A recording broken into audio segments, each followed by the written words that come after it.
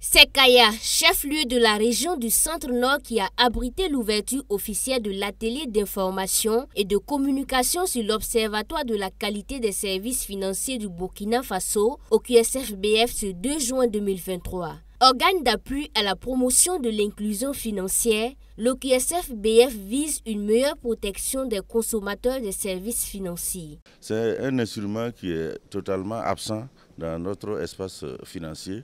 Donc, au niveau de l'UEMOA, les autorités ont entrepris de créer les observatoires de la qualité des services financiers dans les différents pays. Alors actuellement, le Sénégal en a qui fonctionnent très bien, la Côte d'Ivoire également. Le Burkina Faso vient de lancer pour lui. Les autres pays de l'UEMOA également sont en train d'opérationnaliser leur observatoire. Il s'agit d'assurer la protection des consommateurs de services financiers. Il y a beaucoup d'observatoires, mais dans le domaine des services financiers, il n'y en avait pas. Donc du coup, on ne savait pas où aller se plaindre, par exemple. De même, les banques, les services financiers décentralisés, les assurances qui ont des problèmes avec les usagers, n'ont pas une structure à qui s'adresser. Donc l'Observatoire de la qualité des services financiers est venu pour travailler à rapprocher les intérêts des deux camps.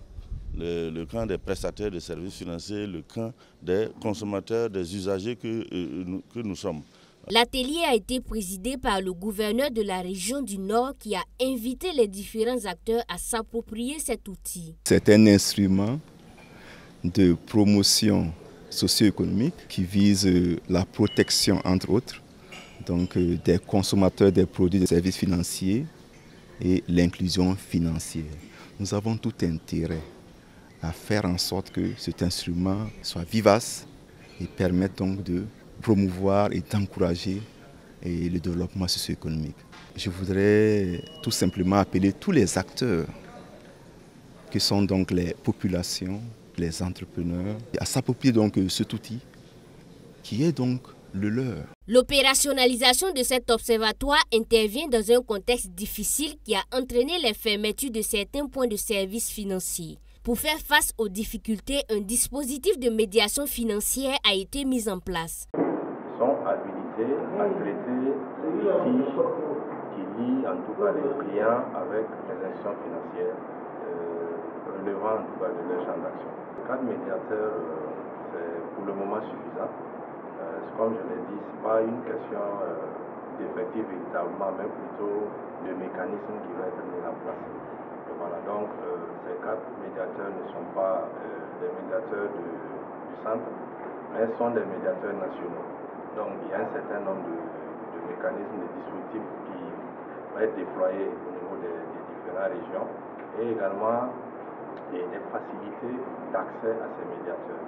Donc ils seront appelés à intervenir sur l'ensemble du territoire, quel que soit en tout cas le consommateur qui a besoin de leurs services ou le prestataire qui demande leurs services. Et ces médiateurs comptent jouer pleinement leur rôle. Pour nous, médiateurs, nous insisterons toujours sur les exigences qui nous sont demandées, c'est-à-dire notre impartialité et notre abnégation au travail à rechercher vraiment la conciliation entre les prestataires de services et puis le client. Parce que généralement, ce sont ces difficultés-là qui nous amènent, nous médiateurs, à intervenir. Avec le contexte sécuritaire, nous avons assisté à la fermeture doucement de points de services financiers.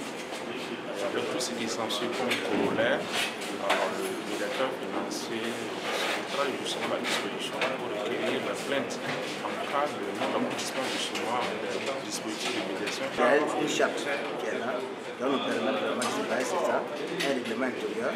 Et on va recueillir, comme on a dit, les plaintes des plaignants, des clients ou des prestataires. S'ils ont des d'assurance ont des difficultés avec les clients, ils peuvent aussi nous saisir. Et lorsque nous avons ces différentes plaintes, on va donner un avis avec, pour concilier les deux positions.